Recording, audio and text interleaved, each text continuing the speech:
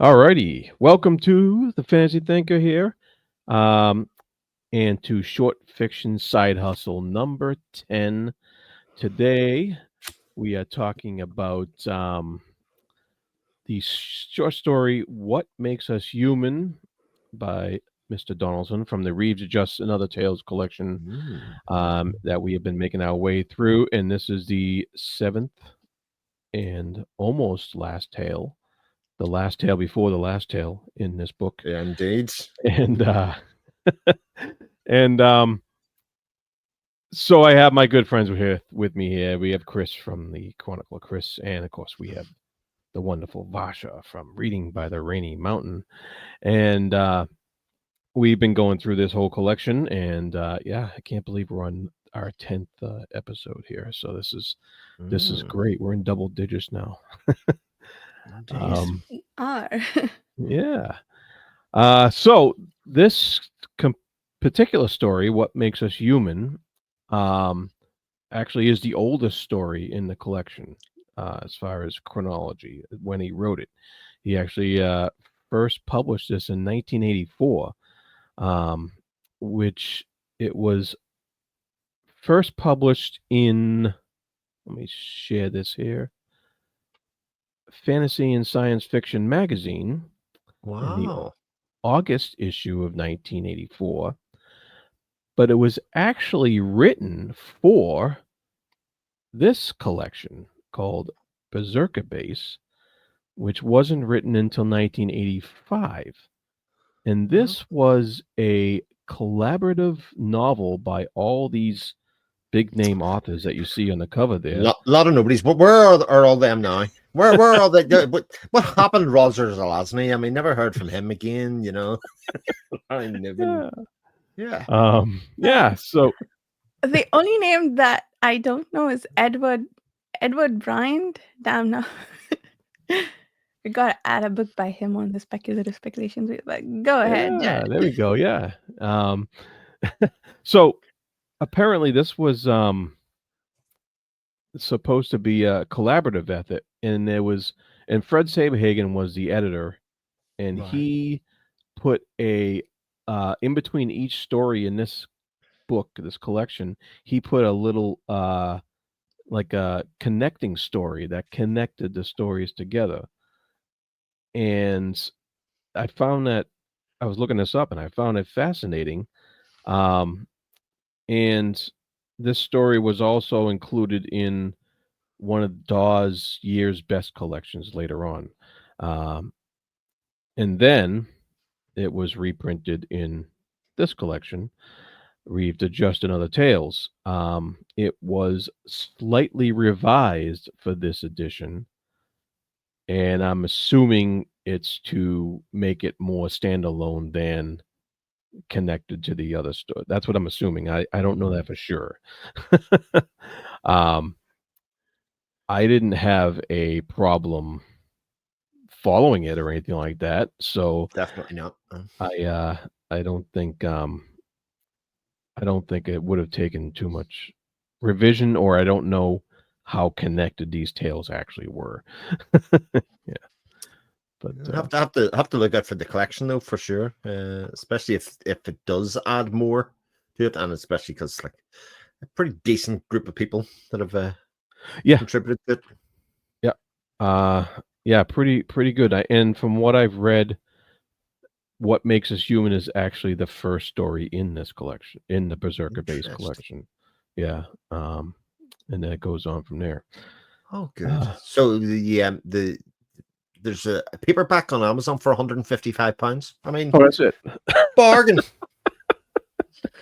Wow. Bargain. That's all. I'll get one for everybody. Yeah, there you go.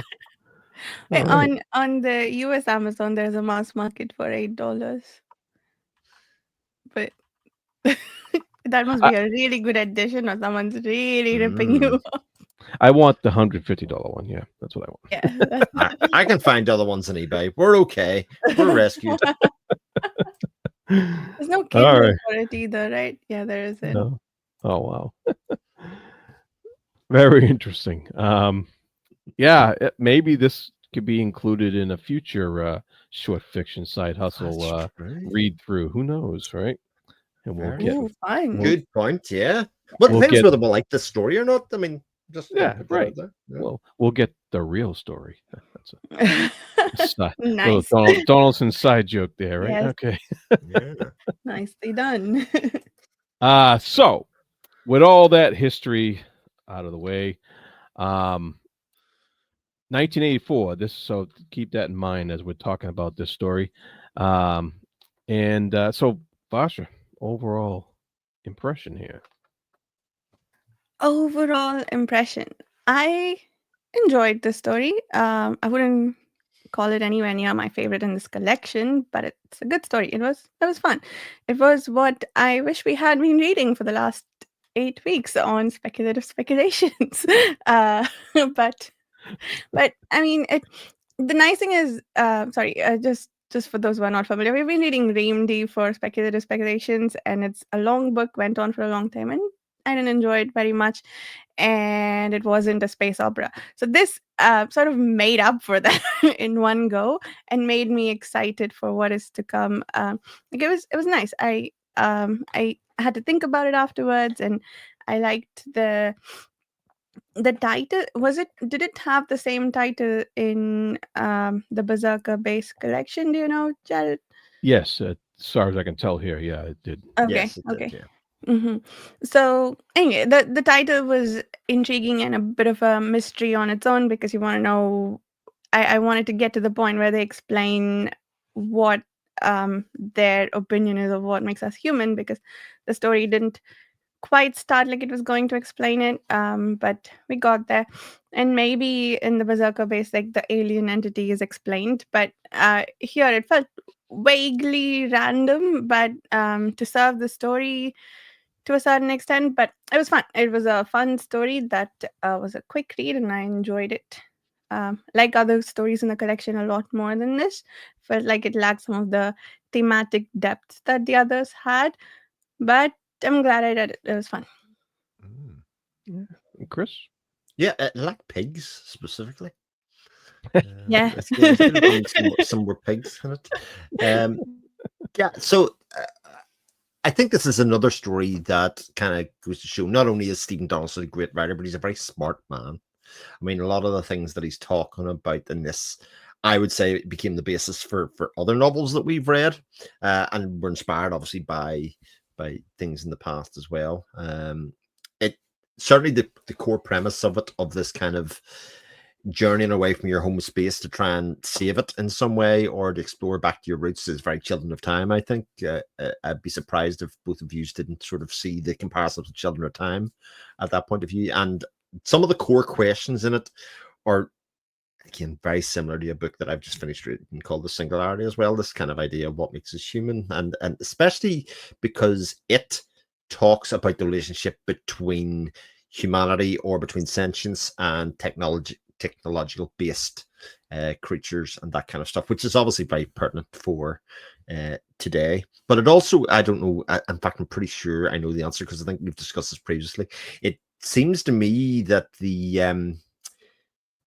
alien race, or the technology based race that we have here, is very reminiscent of the Borg from Star Trek as well. They have this kind of idea that they go around, which wasn't too far away from this section in a lot of ways, but that they just go around assimilating and accumulating knowledge from other races by basically conquering their ships and taking their technology, and that sort of is the basis for this eventually in the story anyway, because there is that kind of exploration from very human relations at the start to this kind of idea of, well, what actually does make us different human, and how can they win out at the end of the day. Yeah, it's true. And I like what you said, because this was like we said, it was written in 84, so that's over 40 years ago. And we've read a lot of novels that were written after the fact, where we see echoes of these ideas in them. And we've seen echoes of these ideas before, prior to this too. It borders on, there's nothing new here, but yet it comes before a bunch of other stuff that is also doing the same thing, you know. But I and actually think that's very true of science fiction as a genre in throughout its general, life right? cycle, isn't it? Because I think probably more so than any genre I can think of, the people that write in it currently are very beholden to the paths and the ideas led by those that went beforehand, and vice versa. I think as a whole genre, I think there's a respect that goes across time in Yeah, ways that isn't quite as, like, if I think about fantasy, a lot of people point to Tolkien-esque and either embracing or paying homage to Tolkien or kind of eschew it in some ways. It's almost this constant battle against it, whereas science fiction kind of sits kind of on its own in this idea that people are exploring an ideas in society through the stories that they tell, and the stories and ideas from 1950 are as relevant in 2025 in a lot of ways. yeah, yeah, and that's the thing, and that's the thing you said earlier too, that it's relevant today, Mm-hmm. which I think is pretty key because written in '84, having the fact of an AI kind of taking over, like people were already thinking about that way back then, and I don't even know if they could imagine what AI is today, and back then, and but it was something on people's mind. It was something ever since even before with Arthur C. Clarke in 2001 and all that stuff, That's right. and I going Robot. back to some of the stories we read from the 50s, it was a concern, and so this but this level of AI taking over, I think is pretty cool for the time it was written. Yeah. Well, it was 1985, didn't you say? 84, yeah, So, or yeah, 84. So yeah, 85 was Terminator, which was Skynet. Again, that kind of yeah, same idea and around that stage. So it obviously was in the zeitgeist somewhere. It does seem quite alien to us sitting here that would have been maybe in the consciousness then, but it must have been percolating yeah, somewhere. But the advent of computer technology was just starting to rise from the 70s, where computers basically took over whole floors of buildings for very yeah, to becoming then a desktop thing and thing people sit in people's homes. So like that genesis of that core idea extrapolates out kind of very quickly in the world, even to the point that Skynet and this story kind of exist in. yeah. It's amazing that science fiction's been warning us about this for so long, Exactly. Yeah. but we just keep going. Yeah, it's funny. Um, but it's kinda interesting because, the story starts off with, like you said, it's th this ship, Astor's Hope, and they have people, in sleep as the journey goes on, and it's that classic setup of, there's 2 people watching a ship while people are sleeping, and then, of course, they go to sleep, and there's another shift, and so on and so forth. Um, but what he pointed out right away was uh, that these people were the best. Like, he was pointing that out. These were the best people for the job, the best people to be taking this journey, and the best that this planet Astor had to offer. And I thought that was pretty poignant because it just it showed you that the human race as it was constituted at this point in time was on their own trying to point out and create the best of their own. Yeah. And that is something that the AI eventually that we run across is also trying to do in Mm. their own way. And so that contrast or that comparison isn't what makes us human. You Yeah. know what I mean? And it's more of what makes us human was, of course, the solution to the problem at the end. And Yeah. so I really like how the you don't get the contrast of us to AI until later on, as we get at first. It it throws a couple. like all good short fiction, even if 46 pages or 43 pages, whatever it is, it throws these ideas out kind of at the start for you to just kind of ruminate on, as you make your way through the story, because you can certainly see the title of a short story and kind of think, what makes us human? It engenders some ideas, but then you just sort of invest in the story, and it isn't until you get to a certain point of the story that you then start to reflect back on, one, the question, and two, the events of the book, then think back on. One of my favorite things, and again, I think this speaks to Donaldson's kind of, I think he has things that he wants to communicate through his fiction for sure. But this idea, when they were putting together the best of the best, 10% had to be politicians.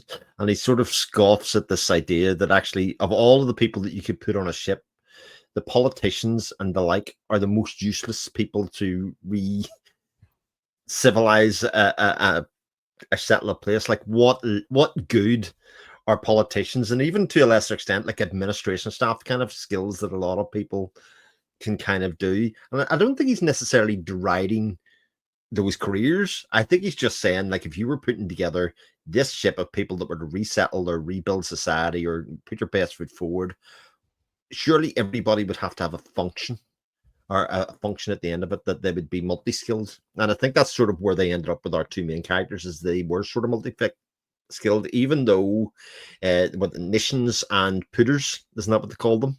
Yeah. Nishans, so technicians and computers, whatever. Even though they were sort of labeled as hardware kind of software people, they were multi-skilled and multi kind of thought process, and they weren't just one thing in a lot of ways. And I think that, again, that kind of idea, right, does that make us human, or is that another thing to go in it? And then, of course, we get the contrast of that later on. But I thought the setup of those couple of bits at the start were really interesting, in terms of, like, this, we know this is what would happen in reality, but actually the people making the decisions are doing it for self-preservation reasons and not doing it for the best of the best kind of reasons. Yeah. Great point.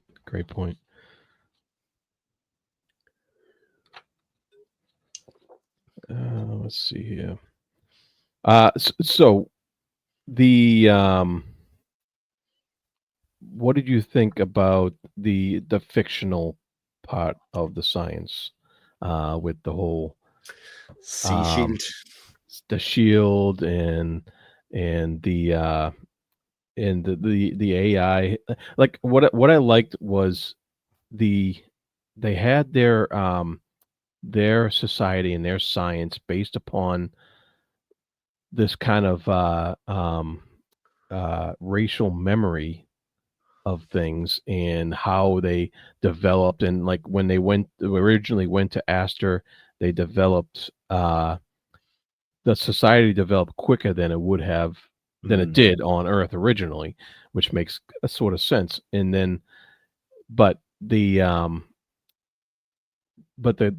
kicker, the key, and I think what makes them human, was that they realized that they were only making their science based upon the knowledge they had access to. And once they got access to, wait, that these machines are doing something different, we're going to now take that, go back, and no matter how long it takes, we're going to make it so that we can do that as well. And I think that was a pretty cool point of the story. I don't know what you thought about that, Vash. Are you a pewter, or are you a Nishan? I'm clearly a pewter, right? That was a software engineer, right? What was I saying? Yeah, that was interesting. I liked the practically, is atavistic the right word? No, development of the knowledge that they had of science and technology. It's like they started from scratch, but not really. It's like, yeah, they developed much faster than human civilization did, but they seem to have brought some sort of memory of it all with. At least that's what I want to think.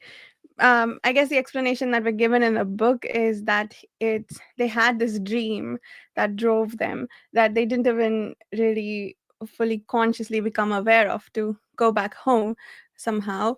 which also I think is a great way to answer the what makes us human question, right? To something to strive for and be and work towards a goal that I think drives us and makes us do good things. And I like how he said there was this little snarky comment about when they work towards a goal that makes sense, then they fight less. When a bunch of people are driven and they don't know what they want, then there are wars.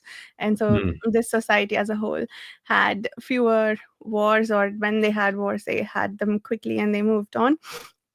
And then I think the favorite, the really nice tying it all together in the end with the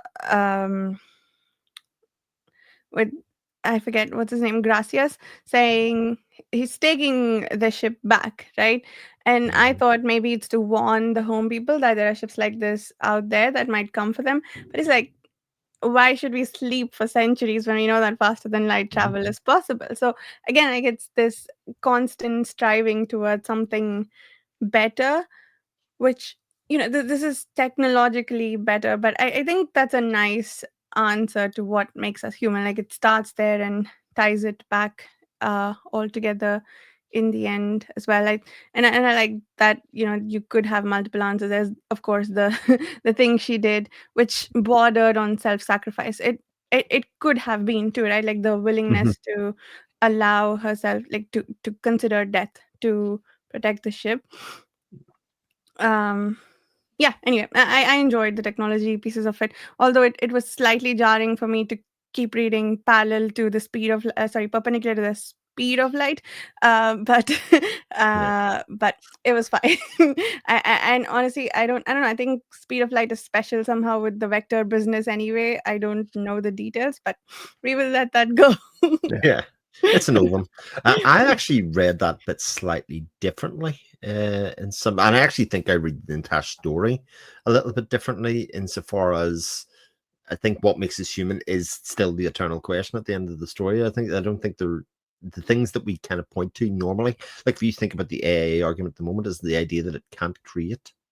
Yet here we had a civilization or a technological race which had created and were much more advanced than humanity in some ways, and it was actually humanity that showed itself that it needed to extend the ideas of its imagination, i.e., that the speed of light was a limiter, and as soon as it had that new knowledge, it was going to go back and learn in the side. So it was, to me, it was almost a challenge to challenge our idea of what AI can do or what computers can do on their own as their own right. Now, it doesn't go into the idea that they might have achieved that state by conquering others, but I think to have done that in the first place, they had to be technologically advanced enough to be able to do it. So it sort of challenges that idea of what we think of as AI, because people at the moment have this idea that, oh well, it can only kind of work within the parameters that we give it.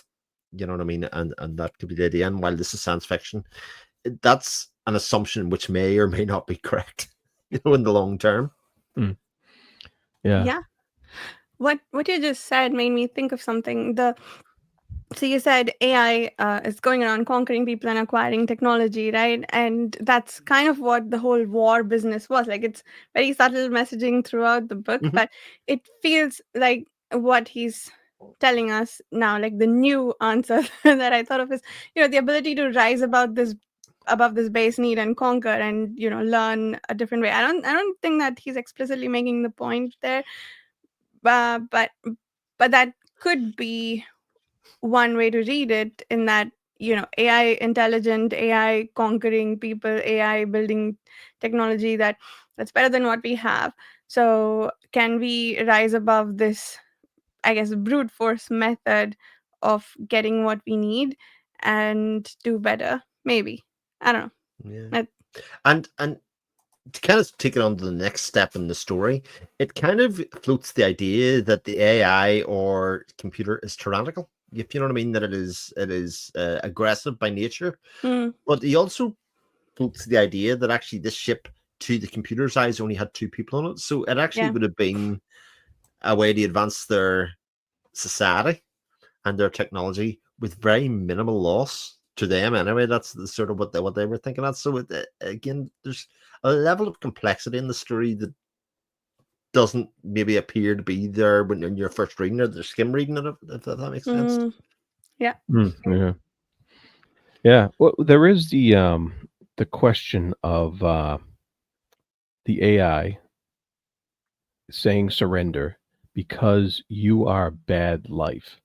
And you got to wonder at the definition of that. What does that mean to the AI? Bad life. What is good life? And that's what the character Temple was trying to negotiate towards the end, like with the AI, like I'll be good life. And so he raises that question: is and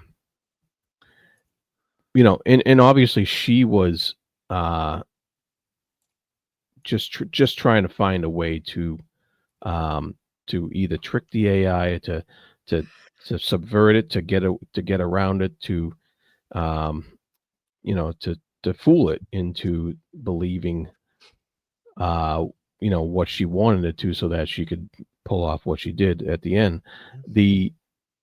So what makes us human? Is it that ability to deceive? And so that is the AI didn't seem to have that ability. It was, you must surrender because you're a bad life. There's no question here. And so maybe it's not that, like, what makes us human. Maybe it's not that we're doing the same thing. We're going out, we're getting better technology, we're advancing and all that stuff. Maybe it's that the ability to lie, basically, which I think comes up in future sci-fi stories like Three Body Problem and so on. So I'm wondering if that's what it is. Interesting point. Yeah. Bit of land deceive, although the AI seems aware that deception is part of the game. True. Because it says, "Oh, we protect this bit here," and because they're ignorance of the technology, they don't perceive what the creative way of using that technology will be. But that does suspect that lying will be, or subterfuge will be part of the attempt. Or is it merely doing input validation and sanitization? Okay, Miss Pooter. Miss Pewter.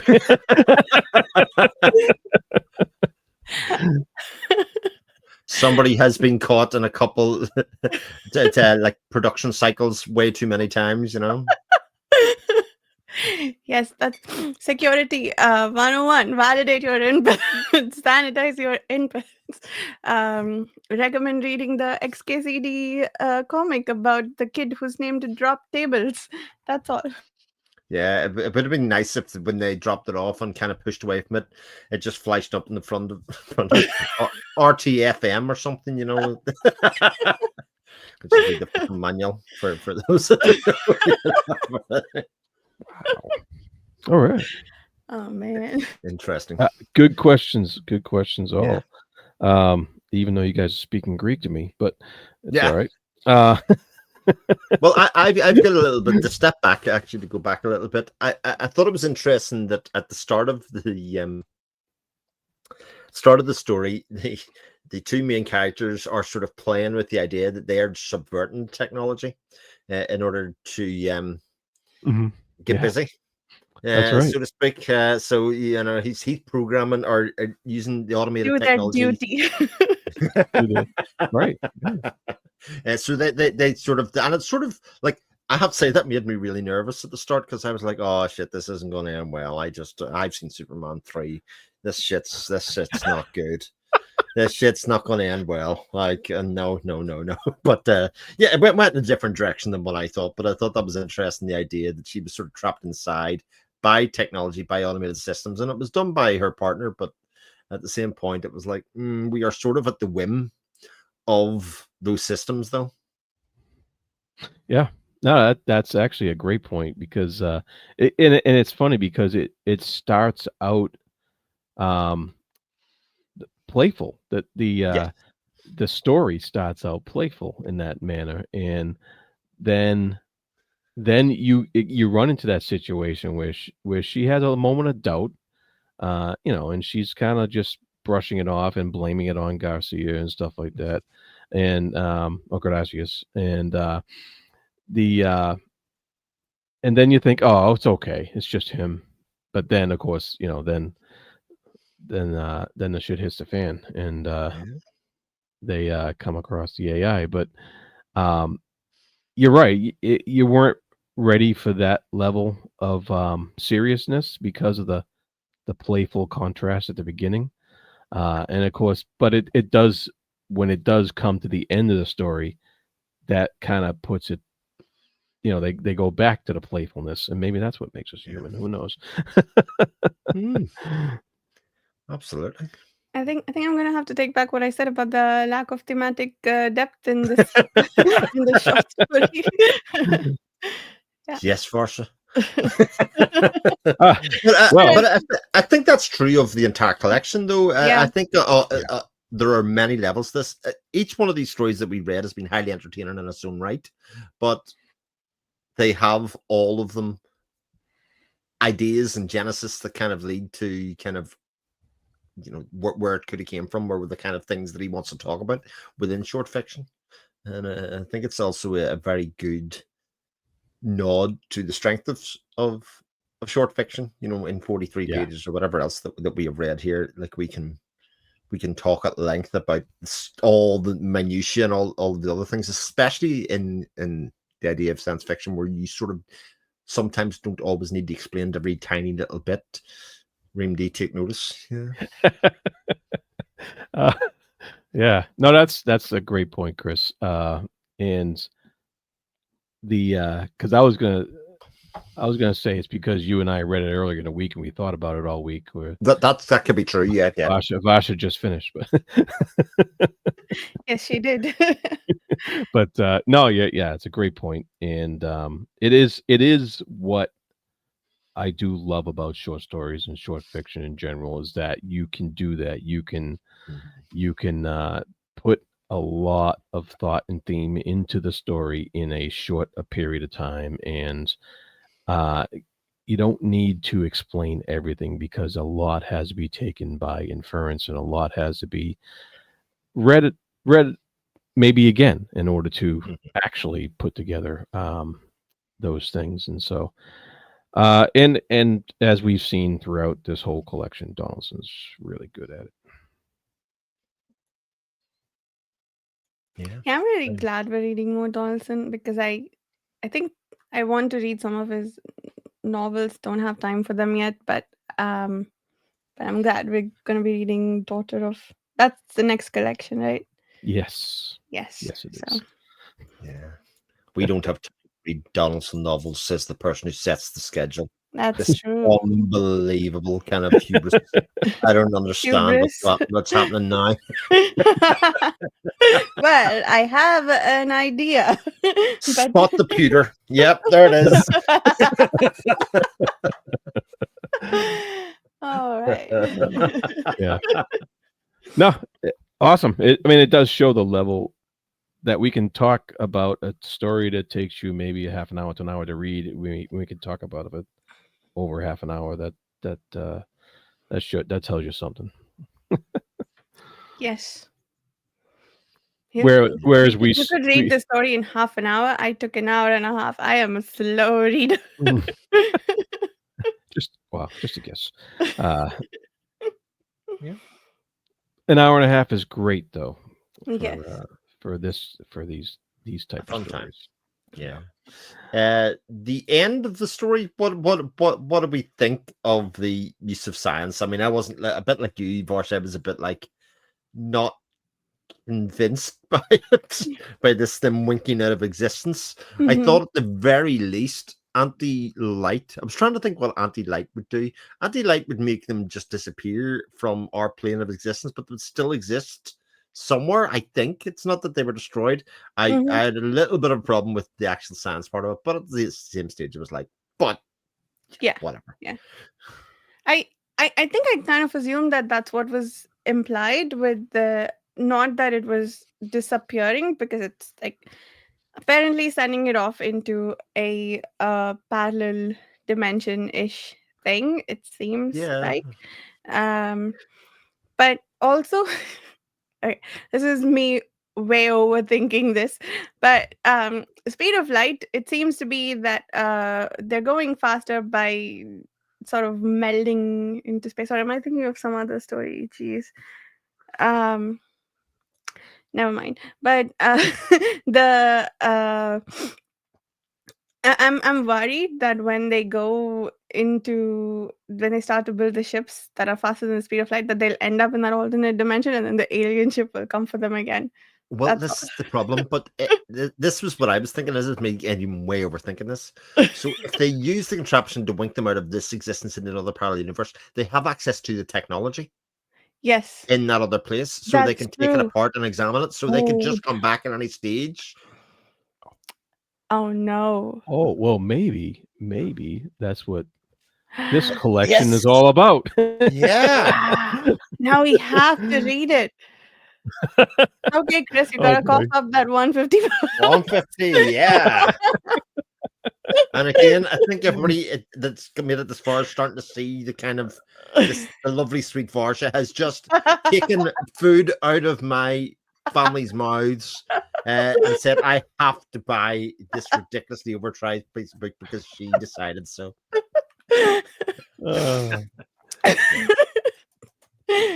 No, she did. She was joking. And people have seen you for what you are, Varsha. You can't take it back now. This is the mask slipped.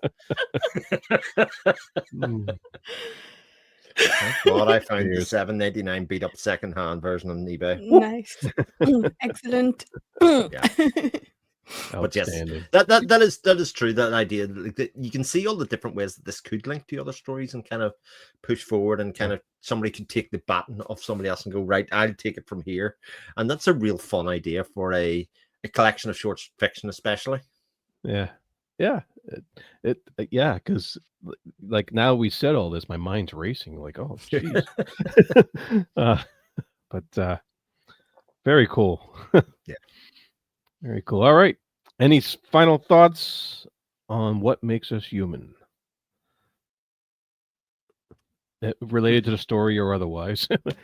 Humans need lions. That's what we've learned from this thing. The machines don't need to sleep in or late nights. They can just operate. Humanity has time clocks and stuff. And needs coffee apparently and things like that. Yeah. That she does. All right. Awesome. All right. So our next story is the last one in this collection. It is called By Any Other Name, and it's 100 pages exactly. So it's a novella, really, and that will finish off Reave the Just and Other Tales. So after that, I think we'll be going into Donaldson's earlier collection of stories called The Daughter of Regals and Other Tales. And looking forward to that, because that will also be a reread for me that is 30 years overdue. Wow. And